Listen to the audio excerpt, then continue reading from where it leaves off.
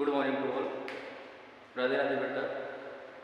तो बेटा जैसे कि हमने सम एप्लीकेशन ऑफ ट्रिग्नोमेट्री के सारे लेक्चर्स फिनिश्ड कर दिए हैं। आज हम नया चैप्टर स्टार्ट करेंगे और उस चैप्टर का नाम होगा प्रोबेबिलिटी। तो बेटा आज स्टार्ट करते हैं नया चैप्टर। तो फर्स्टली स्वागत है सभी का प्रोबेबिलिटी के लेक्चर नंबर फर्स्ट में। और बेटा जैसा कि आज हम इस लेक्चर में प्रोबेबिलिटी की वन शॉट थ्योरी, जितने इंपॉर्टेंट पॉइंट्स हैं, जितने इंपॉर्टेंट कंसेप्ट्स हैं, तो आज हम प्रयास करेंगे कि इस पूरे एक वीडियो में हम प्रोबेबिलिटी की कंप्लीट थ्योरी प्रोवाइड कर दें। और बाई चांस अगर ऐसा नहीं हो पा रहा है तो मैक्सिमम थ्योरीज आज हम प्रोवाइड करेंगे। बाकी एक और लेक्चर में भी पहला नंबर पर प्रयास करेंगे कि आज ही कंप्लीट थ्योरी आपको प्रोवाइड करा दी जाए। लेकिन अगर मान लो बाई चांस नहीं हो पाए तो मैं इसकी कंप्लीट थ्योरी सेकंड लेक्चर में भी प्रोवाइड करा दूंगा। सेकंड लेक्चर हो सकता है बनाना पड़ जाए, ठीक। तो पहले सबसे पहले तो स्वागत है सभी का आज इस नए चैप्टर में विच इज़ द प्रोबेबिलिटी। और प्रोबेबिलिटी बेटा एनसीईआरटी के अकॉर्डिंग लास्ट चैप्टर है, लेकिन फिर भी इंपॉर्टेंट चैप्टर है क्योंकि यहाँ से अप्रॉक्स एवरेज 5 से 10 मार्क्स तक के क्वेश्चन आते हैं। 10 मार्क्स तक के 5 से 10 मार्क्स मतलब 2-4 क्वेश्चन मिला के 5 से लेकर 10 मार्क्स तक क्वेश्चन आ सकते हैं आपके एग्जाम में, और आ सकते हैं एवरेज ये आते हैं, ठीक। तो बड़ा ये इंपॉर्टेंट चैप्टर है। जैसा कि आज कंप्लीट थ्योरी है तो आज हमने कोई पीपीटी नहीं बनाई है या कोई हमने क्वेश्चंस की सीट नहीं रखी। आज केवल हमारा थ्योरी होगी, तो आज हम लोग बोर्ड्स पे आपको थ्योरी समझाएंगे। आज एक काम करेगा बेटा, जब भी ये लेक्चर्स को आप वॉच करना स्टार्ट करिए तो आप कॉपी और पेन जरूर निकाल लें और सारे थ्योरीज को आप लिख के राइट कर के पढ़ेंगे तो ज़्यादा बेटर होगा, क्योंकि राइट करके पढ़ने से थोड़ा सा अंडरस्टैंडिंग अच्छा बनती है। तो मैं तो यही बोलना चाहूँगा कि आपको थ्योरी को बिल्कुल समझने के लिए आप उसको राइट कर के पढ़ें तो वो ज़्यादा बेटर होगी, ठीक है ना। तो without any wasting time let us start the first chapter which is the first chapter होगा। वैसे एनसीईआरटी अकॉर्डिंग लास्ट चैप्टर आपको ज़्यादा बेटर है, लेकिन हमारे लिए ये चैप्टर क्या है, फर्स्ट चैप्टर ही है, क्योंकि हर चैप्टर इंपॉर्टेंट है और हर चैप्टर का अपना अपना तरीका है, हर चैप्टर अपना अपना तरीके से क्वेश्चंस आते हैं। तो हमारे लिए हर चैप्टर क्या है, फर्स्ट चैप्टर ही है, क्योंकि हमें हर नए चैप्टर को एज ए फर्स्ट चैप्टर की तरह ही पढ़ना है, ठीक। तो चलिए बढ़ते हैं प्रोबेबिलिटी। देखो प्रोबेबिलिटी की सबसे अच्छी बात ये है कि प्रोबेबिलिटी को स्टार्ट करने से पहले, प्रोबेबिलिटी की डेफिनेशन स्टार्ट करने से पहले हम सबसे पहले एक पॉइंट्स की बात करेंगे। और सबसे पहले वो जो पॉइंट है उसको हम बोलेंगे बेटा एक्सपेरिमेंट, ठीक है। एक्सपेरिमेंट, ये एक्सपेरिमेंट क्या है सबसे पहले उसकी बात करेंगे। तो आप जैसा कि एक्सपेरिमेंट्स के बारे में अगर समझना चाहो तो एक्सपेरिमेंट को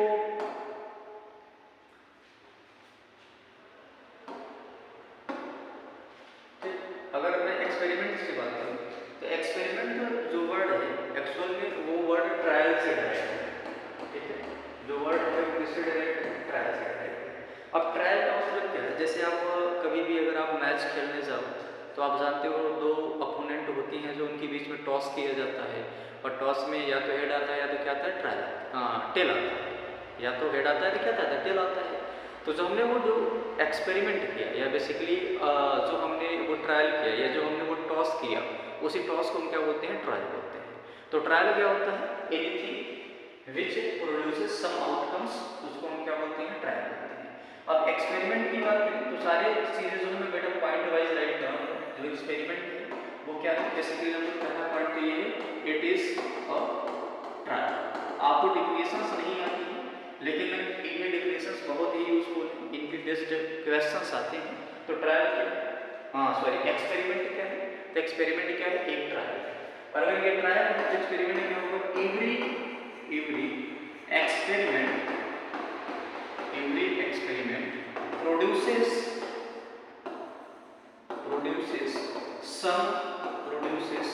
some outcomes।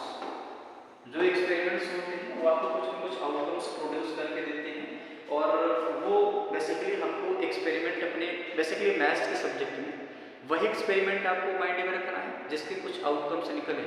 वो एक्सपेरिमेंट का यहाँ पे कोई सिग्निफिकेंस नहीं है जिसके आउटकम्स ना निकले। इसलिए मैंने आपको डेफिनेशन में भी राइट करा दिया है कि every experiment produces some outcomes. तो वो मेरे को एवरी एक्सपेरिमेंट का बेसिकली मतलब मैं मैथ्स से ले रहा हूँ, वो सारे एक्सपेरिमेंट जो आउटकम्स आपको प्रोड्यूस करके दें उसको हम क्या बोलेंगे बेटा, एक्सपेरिमेंट बोलेंगे, और ये एक्सपेरिमेंट भी क्या है, एक का है। ठीक, अब ये जो एक्सपेरिमेंट है, ये एक्सपेरिमेंट आपको 2 टाइप्स के मिलेंगे। कितने टाइप्स के मिलेंगे? 2 टाइप्स के मिलेंगे। तो एक्सपेरिमेंट्स आर 2 टाइप्स, और ये 2 टाइप्स में जो पहला एक्सपेरिमेंट आपको मिलेगा, जो फर्स्ट एक्सपेरिमेंट मिलेगा, उसको हम बोलेंगे डिटरमिनिस्टिक एक्सपेरिमेंट। उसको हम क्या बोलेंगे? Deterministic experiment. Deterministic experiment.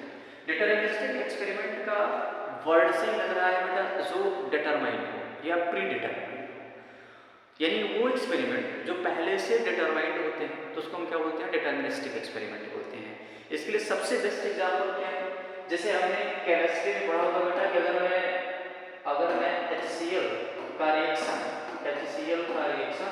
NaOH से करा दूं, तो आप जानते हो रिएक्शन में क्या बनता है? NaCl बनता है प्लस क्या बनेगा? H2O बनेगा। That is, when you react any acid with base, you will get the salt and water.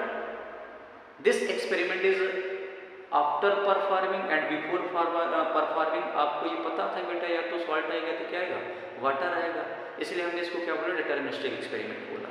तो डिटरमिनिस्टिक एक्सपेरिमेंट अगर आप डेफिनेशन राइट करना चाहते हो तो राइट कर सकते हो, those experiment in which all outcomes are known before performing the experiment and after performing the experiment the outcomes are same, such experiments are called deterministic experiment. यानी वो एक्सपेरिमेंट जिसमें आप क्या करो, जिसमें आप पहले से ही सारे आउटकम्स आपको डिराइव हो, सारे आउटकम्स पहले से ही पता हो, लेकिन एक्सपेरिमेंट परफॉर्म करने के बाद अगर आपके आउटकम्स सेम आ रहे हैं तो वो एक्सपेरिमेंट हम क्या बोलते हैं? Deterministic experiment. बेटा हमारे मैथ्स में डिटरमिनिस्टिक एक्सपेरिमेंट का कोई भी रोल नहीं है। ऐसा क्यों? क्योंकि आपको अगर मैंने कहा बेटा कि अगर आप एक एसिड और बेस को रिएक्ट कराओगे तो साल्ट और वाटर मिलेगा, तो आपको पहले से पता था, आपने लैब में परफॉर्म किया तो भी रिजल्ट सेम आया। तो क्या ऐसे इवेंट्स की या ऐसे एक्सपेरिमेंट का होना बिल्कुल सर्टेन है? बिल्कुल होना ही है इनको। अगर ये बिल्कुल सर्टेन है तो ऐसे इवेंट्स की जो प्रोबेबिलिटी आएगी वो कितनी आएगी? 1 आएगी, और ये वाले एक्सपेरिमेंट हमारे काम के नहीं है। तो डिटरमिनिस्टिक एक्सपेरिमेंट का कोई भी इंपॉर्टेंस मैथ्स में नहीं है, क्योंकि इनकी प्रोबेबिलिटी कितनी आनी है? 1 आनी है। ठीक, तो जैसे ये HCl और NaOH का पूरा रिएक्शन करा तो मेरे को सॉल्ट और वाटर मिला। बेसिकली आप जो क्लास 10th लेवल पर केमिकल रिएक्शंस, यानी अगर ऑल केमिकल रिएक्शन की बात करें, all chemical reactions are deterministic experiment. Deterministic experiment, तो जितने भी केमिकल रिएक्शन आप पढ़ते हो वो सब के सब क्या होते हैं? डिटरमिनिस्टिक एक्सपेरिमेंट होते हैं। अच्छा, जितने भी केमिकल रिएक्शन का बेसिकली मतलब मैकेनिस्टिक बिल्कुल नहीं जा रहा है, कुछ रिएक्शंस जो होते हैं वो सडन हो जाती हैं, तो अपन उसको न्यूक्लियर रिएक्शन बोलते हैं। उन सारे रिएक्शंस की बात हम नहीं कर रहे हैं।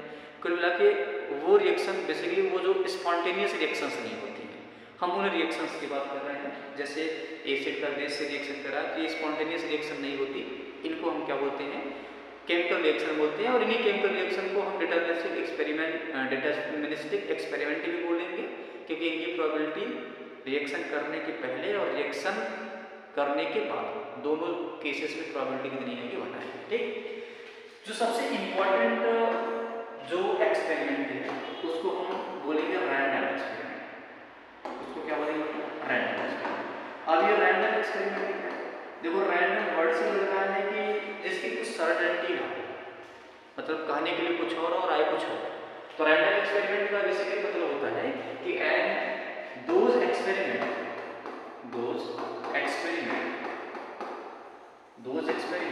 in which all possible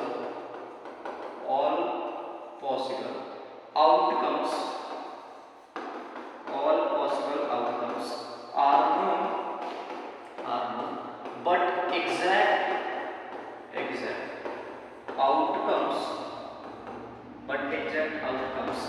cannot be predicted at particular time. Such event is called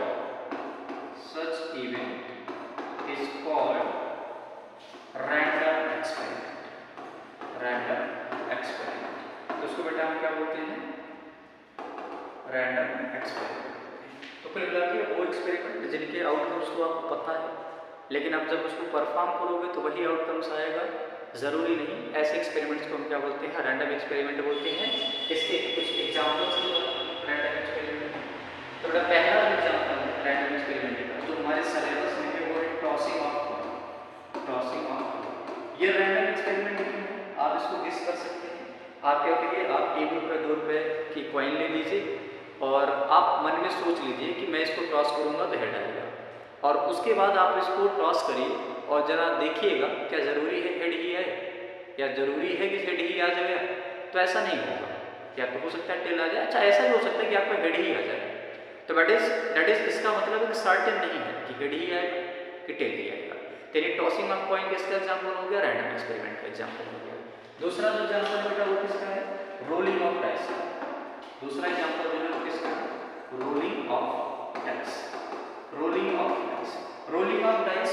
देखो मैं अगर बात करूँ तो डाइस और एक होता है लूडो, दोनों अलग अलग चीज़ें होती हैं। वैसे स्ट्रक्चरल की बात करें तो दोनों अलग अलग होते हैं, बाकी डिजिट वाइट दोनों सेम होते हैं। मैं थोड़ा सा डिफरेंसेस कर देता हूँ, डाइस और ये मेरे पास में लूडो। डाइस जो होता है इसके जो फेसेस होते हैं, इसके जो फेसेस होते हैं वो क्यूबाइडल होते हैं। वो क्या होते हैं, क्यूबाइडल होते हैं। लेकिन लूडो के जो फेसेस होते हैं वो कैसे होते हैं, क्यूब होते हैं। तो थोड़ा सा ये डिफरेंसेस होता है। बाकी क्यूबाइड के पास भी 6 सरफेसेस होती हैं, क्यूब के पास भी 6 सरफेसेस होती हैं। नंबर्स की बात करें तो उस पर भी 1 2 3 नंबर्स वो पॉइंट में मेंशन होते हैं। डाइस में भी 1 2 3 5 1 2 3 4 5 6 मेंशन होते हैं पॉइंट वाइज। तो स्ट्रक्चरल में डिफरेंसेस हैं, बाकी डिजिट वाइज दोनों क्या है, सेम है। तो बेटा डाइस का रोलिंग ये कैसे रैंडम एक्सपेरिमेंट हुआ, क्योंकि अगर मान लो सपोज करो अगर आपने लूडो को या डाइस को रोल किया तो क्या जरूरी है 1 आ जाए, नहीं। क्या जरूरी है 2 आ जाए, नहीं। क्या जरूरी है 3 आ जाए, नहीं। इसी प्रकार से 4 भी जरूरी नहीं है, 5 भी जरूरी नहीं है, 6 भी जरूरी है, लेकिन इन 6 में से कोई एक जरूर है। इसका मतलब रोलिंग ऑफ डाइस भी किसका एग्जाम्पल हो गया, रैंडम एक्सपेरिमेंट का एग्जाम्पल हो गया। और ये पता है आपको बेटा 1 से लेकर 6 तक में कोई एक ही आएगा, तो this experiment is called random experiment. तीसरा जो एक्सपेरिमेंट आपके सिलेबस में है, तीसरा जो इंपॉर्टेंट जो आप सिलेबस में है वो है basically deck of card. Deck of card very very very very important. ये डेक ऑफ कार्ड जिसको आप बेसिकली ताश की गड्डी भी बोलते हो, तो थोड़ा सा हम फैंसी लैंग्वेज में ही जाएंगे, डेक ऑफ कार्ड ही बोलेंगे इसको। तो डेक ऑफ कार्ड की बात करें, जैसे टोटल डेक ऑफ कार्ड में अगर मैं बात करूँ 52 कार्ड होते हैं। तो बेटा उन 52 कार्ड्स के अलग अलग कैरेक्टर्स होते हैं। तो आप कोई भी एक कार्ड रैंडमली निकालो तो ज़रूरी नहीं है वो कार्ड एक पर्टिकुलर नाम का ही है, जैसे एस आए, किंग आए, तो वो भी किसका एग्जाम्पल हो जाता है, रैंडम एक्सपेरिमेंट का हो जाता है। जैसे जैसे हम बढ़ेंगे मैं आपको फाइनली कार्ड का जब इंट्रोडक्शन बताऊंगा तो वहाँ क्लियर हो जाएगा कि डेक ऑफ कार्ड क्या है और क्यों ये रैंडम एक्सपेरिमेंट भी है। ठीक, अगला जो आपको पढ़ना है कार्ड, जो 4th एक्सपेरिमेंट पढ़ना है वो है to draw a ball from bag of different colour.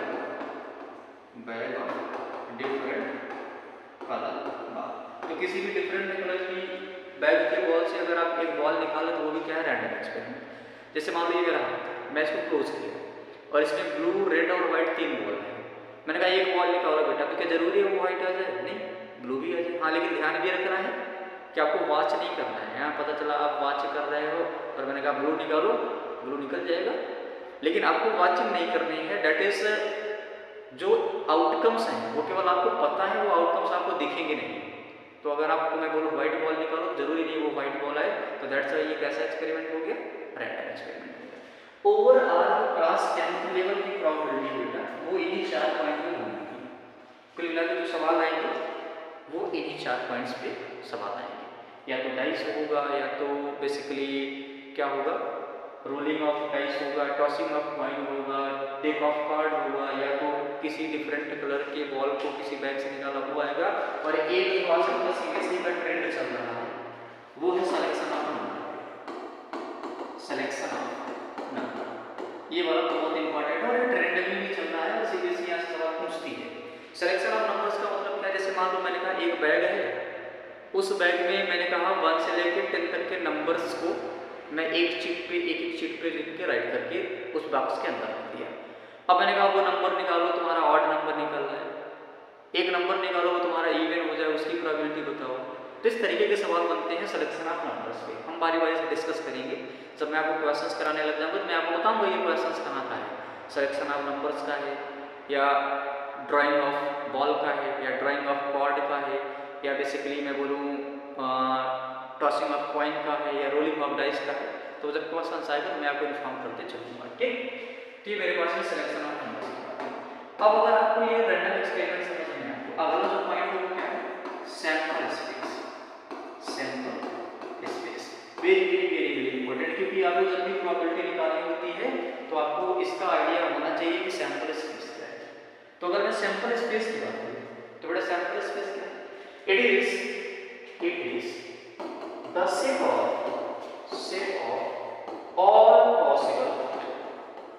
all possible outcomes. It is set of all possible outcomes. अब ये सेट का मतलब क्या होता है, तो थोड़ा सा ये जो सेट है ये एक ब्रॉडर टर्म है। आपको इसका कंप्लीट इंट्रोडक्शन क्लास 11th में मिलेगा, लेकिन छोटी छोटी बात मैं बता देता हूँ ये सेट है क्या।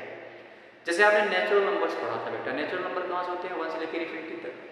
तो अगर मैं 1 से लेकर इन्फिनिटी तक के सारे नंबर्स को एक कर्ली ब्रैकेट के अंदर लिख दूँ, या बेसिकली 1 से लेकर इन्फिनिटी तक के सारे नंबर का एक कलेक्शन बना दूँ, तो बेटा उस कलेक्शन को हम क्या बोलते हैं, सेट बोलते हैं। अब ध्यान ये रखना होता है कि जो कलेक्शन होना चाहिए वो वेल डिफाइंड होना चाहिए। वेल डिफाइंड का मतलब क्या है कि जैसे मान लो मैंने कहा बेटा 1 से लेके मान लो 2 इंसान है, मैंने कहा एक कल्लू और एक लल्लू। मैंने कल्लू को बोला बेटा कल्लू क्या कर तू 1 से लेके 5 तक के नंबर का कलेक्शन कर, तो कल्लू किसका कलेक्शन करेगा, 1 2 3 4 5 का। लल्लू को भी मैंने बोला बेटा 1 से लेके 5 तक के नंबर का कलेक्शन कर, तो वो भी क्या बोलेगा 1 2 3 4 5। तो दैट्स वाई कल्लू और लल्लू के रिस्पेक्ट में ये कलेक्शंस वेरी नहीं किए, तो ये क्या बन गया, सेट बन गया। लेकिन जैसे अगर मान लो मैंने कहा बेटा टॉप मोस्ट फेवरेट एक्टर बताओ, तो कुछ महेंद्र सिंह धोनी पे चले जाएंगे, एक्टर नहीं प्लेयर है अच्छी बात है, कुछ ऋतिक रोशन पे चले जाएंगे ना, तो सबके हिसाब से अपने अपने जो फेवरेट एक्टर होंगे वो क्या होंगे, वेरीज करते रहेंगे। तो दैट इज वो सेट नहीं है। सेट का मतलब बेसिकली क्या, collection of well defined object. अब अगर मैं सारे आउटकम्स का अगर एक सेट बना दूं तो उसको हम क्या बोलेंगे, सैंपल स्पेस। उसको हम क्या बोलेंगे, सैंपल स्पेस। तो सैंपल स्पेस क्या है, it is the set of all possible outcomes. तो चलिए बढ़ते हैं थोड़ा सा आगे। अब वो सैंपल स्पेस जो कुछ सम इंपॉर्टेंट सैंपल स्पेस की बात करते हैं, सम इंपॉर्टेंट सैंपल स्पेस। बेटा इनको आपको याद भी रखना है, you have to must remember, because अगर आपको ये तैयार नहीं रहेगा तो फिर आपको बड़ी समस्या आने वाली है प्रोबेबिलिटी के क्वेश्चन में। तो यहाँ से जो पॉइंट्स मैं बताना चाहूँगा उसको आपको बिल्कुल माइंड में दिमाग में रखना है, क्योंकि सवाल यहाँ से बताते हैं। ठीक, तो सैंपल स्पेस कुछ इंपॉर्टेंट सैंपल स्पेस है। सबसे पहला जो सैंपल स्पेस है, जो फर्स्ट पॉइंट की बात करते हैं, वो पहला है टॉसिंग ऑफ 1। और टॉसिंग ऑफ कॉइन बेटा हमने किसकी बात की, 1 की बात की। तो अगर मैं आपसे मैं बोलूँ बेटा मान लो एक कॉइन है, उसको आप टॉस करो, तो आप बता सकते हो क्या क्या आएगा, या तो हेड आएगा तो क्या आएगा, टेल आएगा। तो एक कॉइन को टॉस करेंगे तो उसका सैंपल स्पेस जो आएगा वो हेड आएगा, क्या आएगा, टेल आएगा। और बेटा सैंपल स्पेस को मैंने ऐसे से लिखना है, तो टॉसिंग ऑफ 1 कॉइन का सैंपल स्पेस कितना जाएगा, हेड आएगा, क्या आएगा, टेल। दूसरी पॉइंट अगर मैं बात करूँ टॉसिंग ऑफ 2 कॉइन, अगर आप 2 कॉइन को टॉस करोगे तो क्या करेगा, 2 कॉइन को टॉस करने का मतलब क्या है, मैं यहाँ पे थोड़ा सा अलग तरह से बनाने लगता हूँ। जैसे मान लो एक ये कॉइन है, तो बड़ा या तो इस पे हेड होगा या तो टेल होगा, और एक मैंने ये दूसरा कॉइन बनाया, इस पर भी क्या होगा, या तो हेड होगा या तो क्या होगा। तो क्या क्या पॉसिबिलिटी बना सकते हो आप, या तो दोनों पे हेड आ जाए, या तो पहले पे हेड आए दूसरे पे टेल आ जाए, या क्या पॉसिबिलिटी बन सकती है कि एक पॉसिबिलिटी बन सकती है कि पहले पे टेल आएगा दूसरे पे हेड आएगा, या तो दोनों पे क्या क्या टेल आएगा। तो क्या क्या पॉसिबिलिटी बना सकते हो आप, सर हेड आ सकता है, हेड टेल आ सकता है, पहले पे टेल दूसरे पे हेड आ गया, और दोनों पे टेल आ सकता है। तो दैट इज अगर आप 2 कॉइन को टॉस करोगे तो total number of element in sample space 4 आने वाले हैं, और वो आएंगे क्या क्या, head head, head tail, tail head and tail. ये आप दिमाग में रखिएगा। अच्छा एक चीज और पूछते हैं बेटा, अगर मैंने एक कॉइन को टॉस किया तो एलिमेंट 2 आए और 2 को मैं लिख सकता हूँ 2 की पावर 1। 2 कॉइन को टॉस किया तो एलिमेंट 4 आए, 4 को मैं लिख सकता हूँ 2 की पावर 2। तो थोड़ा सा एक आप अगर देखो तो एक सीक्वेंस बन रहा है। सर एक कॉइन को टॉस किया तो 2 की पावर 1 एलिमेंट आए, 2 को टॉस किया तो 2 की पावर 2 एलिमेंट आए। तो अगर मैं 3 को टॉस करूंगा तो कितना आएगा? हाँ बता कितना आएगा बेटा? 2 की पावर 3। अगर मैं 4 कॉइन को टॉस करूंगा तो कितने जाएंगे? 2 की पावर 4। 5 को किया तो 2 की पावर 5। और अगर मैं ऐसे ही करके मैं नेक्स्ट पॉइंट लिख रहा हूँ the number of element third point the number of element tossing of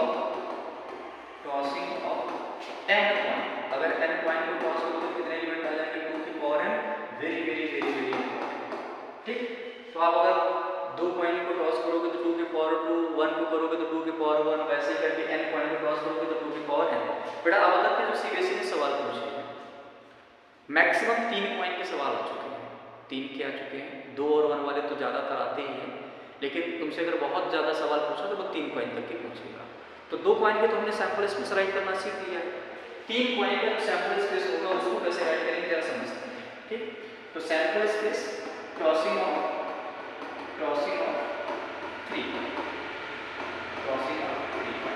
3 point को क्रॉस करेंगे सैंपल स्पेस में। पहला नंबर तो कितने एलिमेंट है? अभी जस्ट मैंने पता होगा कितने आएंगे? 2 की पावर 3 आएंगे और 2 की पावर 3 का मतलब सर 8। अब इन 8 एलिमेंट्स का कॉम्बिनेशन कैसे बनाएं उसके लिए हम एक शॉर्टकट बताते हैं। बेटा 8 एलिमेंट बनाने के काम को तुम सबसे पहले 4 हेड कंटिन्यू बना लो और फिर 4 टेल बना लो। जैसा मैंने बनाया है वर्टिकली वैसे ही आपको बनाना है। फिर उसके बाद बेटा 4 को हाफ करो। 4 को हाफ करेंगे तो कितना आएगा? 2 हेड फिर 2 टेल बनाया, 2 हेड 2 टेल बनाया। फिर बेटा 2 को हाफ कर दो।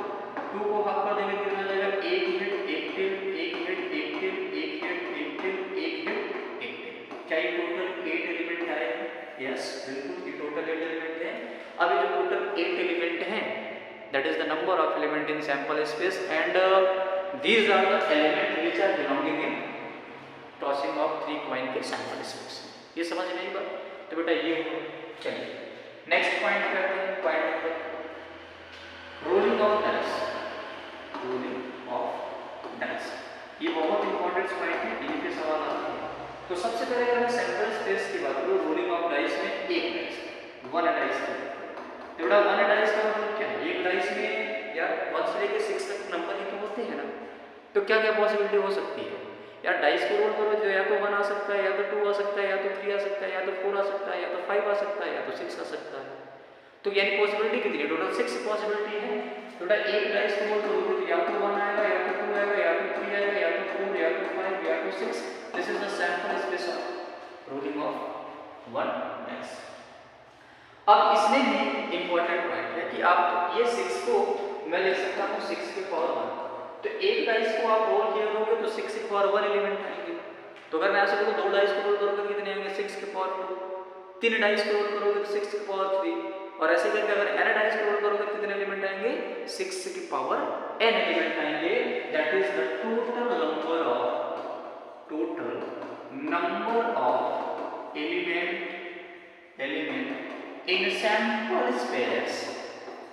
in sample space of rolling of n dice। अगर आप n dice को रोल करोगे तो टोटल एलिमेंट कितने आएंगे? 6 की पावर। ठीक, तो अगर आप n dice को रोल करोगे तो टोटल कितने एलिमेंट आने वाले हैं? 6 की power n। Now let us discuss the what is the sample space of rolling of 2 dice। अब 2 dice को अगर रोल करेंगे तो क्या है? ठीक, समझते हैं। बेटा 2 डाइस के सैंपल स्पेस को आपको याद नहीं करना है। 2 डाइस का सैंपल स्पेस याद करने के बजाय मैं इसको क्रिएट कैसे कर रहा हूँ आप उस पर फोकस करिएगा। ठीक, तो बेटा मैंने क्या किया? मैंने ये 2 डाइस बना दी। एक पहली डाइस बना दी, इसमें एलिमेंट है 1 2 3 4 5 6 और मैंने ये दूसरी डाइस बना लिया, इस पे एलिमेंट है 1 2 3 4 5 और 6। अब करेंगे क्या बेटा? इस डाइस का पहला एलिमेंट उठा लो और इसके हर एलिमेंट के साथ कॉम्बिनेशन बनाते चले जाओ। तो 1 का 1 के साथ बनाया, 1 का 2 के साथ, 1 का 3 के साथ, 1 का 4 के साथ, 1 का 5 के साथ, 1 का 6 के साथ। फिर 2 का 1 इसी तरीके से 2 का 1 के साथ, 2 का 2 के साथ, 2 का 3 के साथ, 2 का 4 के साथ, 2 का 5 के साथ, 2 का 6 के साथ। फिर 3 के साथ बनाओ, 3 का 1 के साथ, 3 का 2 के साथ, 3 का 3 के साथ, 3 का 4 के साथ, 3 का 5 के साथ, 3 का 6 के साथ, 4 का 1 के साथ, 4 का 2 के साथ, 4 का 3 के साथ, 4 का 4 के साथ, 4 का 5 के साथ, 4 का 6 के साथ, 5 का 1 के साथ, 5 का 2 के साथ, 5 का 3 के साथ, 5 का 4 के साथ, 5 का 5 के साथ, 5 का 6 के साथ, 6 का 1 के साथ, 6 का 2 के साथ, 6 का 3 के साथ, 6 का 4 के साथ, 6 का 5 के साथ, 6 का 6 के साथ, टोटल अगर आप काउंट करोगे बेटा भी कितने आएंगे? 36 आएंगे। और this is the sample space of rolling of 2 dice. तो ये 2 डाइस के सैंपल स्पेस को आपको दिमाग में रखना है। टोटल कितने एलिमेंट आएंगे? तो टोटल 36 एलिमेंट आएंगे जब आप 2 डाइस को रोल करोगे। ठीक, चलिए आगे बढ़ते हैं। अब ध्यान में ये रखना है कि कभी कभी होता है कि सीबीएसई वाले क्या करते हैं कि वो डाइस का स्ट्रक्चर बदल देते हैं, यानी स्ट्रक्चर चेंज करेंगे। when structure of dice is changed, अगर मैं डाइस का स्ट्रक्चर जो क्या करूँ चेंज करूँ, तो स्ट्रक्चर चेंज करने का मतलब क्या है? वो कभी कभी आपको बोल देंगे बेटा एक डाइस है जिसके फेसेस 3 फेसेस 1 हैं, 2 फेसेस 2 हैं और अगला फेस 3 है, और एक दूसरी डाइस है जिसका 2 फेसेस 2 है, 2 फेसेस 3 हैं, 1 फेस 4 है। ऐसा दे देगा आपको, कभी कभी स्ट्रक्चर बदल देगा। तो स्ट्रक्चर बदलेगा तो उस वक्त सैंपल स्पेस में तो टोटल 36 ही एलिमेंट आएंगे। सैंपल स्पेस में टोटल 36 ही एलिमेंट आएंगे। लेकिन समस्या क्या होगी कि डाइस के जो आपने इसके पहले क्रिएट किया था, जो इसके पहले आपने डाइस का सैंपल स्पेस क्रिएट किया था, वो सैंपल स्पेस ना आके वो इसके करेस्पॉन्डिंग बनेगा। तो बेटा इससे फायदा क्या है कि आपको वो जो मैंने तरीका बताया है वो कैसे बिल्डअप आपने किया, वो बिल्डअप करना आप सीखेंगे। तो अगर मैं इसके हिसाब से लिखना चाहूँ तो 1 का 2 के साथ, 1 का 2 के साथ, 1 का 2 के साथ, 1 का 3 के साथ, 1 का 3 के साथ, 1 का 4 के साथ, 1 का 2 के साथ, फिर 1 का 2 के साथ, तो मिला कि आप जैसे उसको क्रिएट किए थे वैसे ही इसको भी क्रिएट कर देंगे। दैट इज इसका कंक्लूजन क्या निकला कि अगर डाइस का स्ट्रक्चर चेंज किया तो सैंपल स्पेस के एलिमेंट वैसे ही क्रिएट करने हैं जैसे हमने नॉन स्ट्रक्चर चेंज डाइस के सैंपल स्पेस के एलिमेंट लिखे थे। तो ये ध्यान में रखिएगा, ठीक है ना। चलिए आगे बढ़ते हैं नेक्स्ट डाइस के बाद। अब डाइस के बाद अगर मैं बात करूँ तो नेक्स्ट जो पॉइंट है वो क्या है? Introduction of card. अगला जो पॉइंट वो क्या है? इंट्रोडक्शन ऑफ कार्ड के बारे में। ये सारा हम सैंपल स्पेस में ही पढ़ा रहे हैं, ये सैंपल स्पेस में ही सारे पॉइंट आपको याद रखने हैं।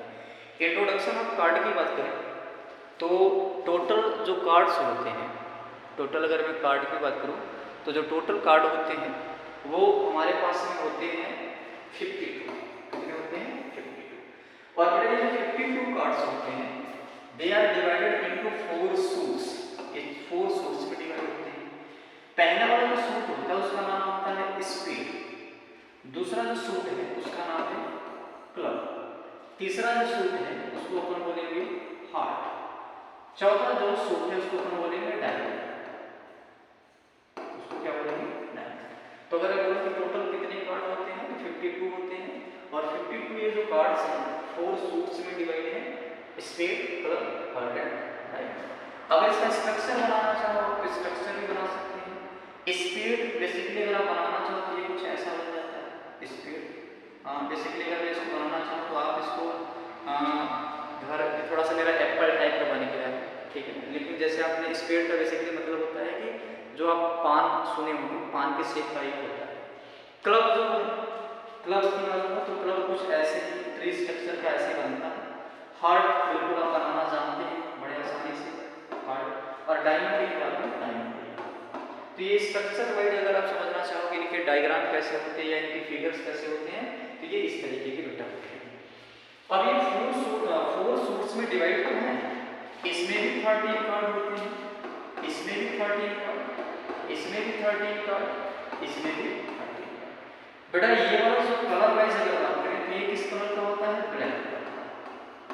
और क्लब भी किस कलर का होता है? Black colour.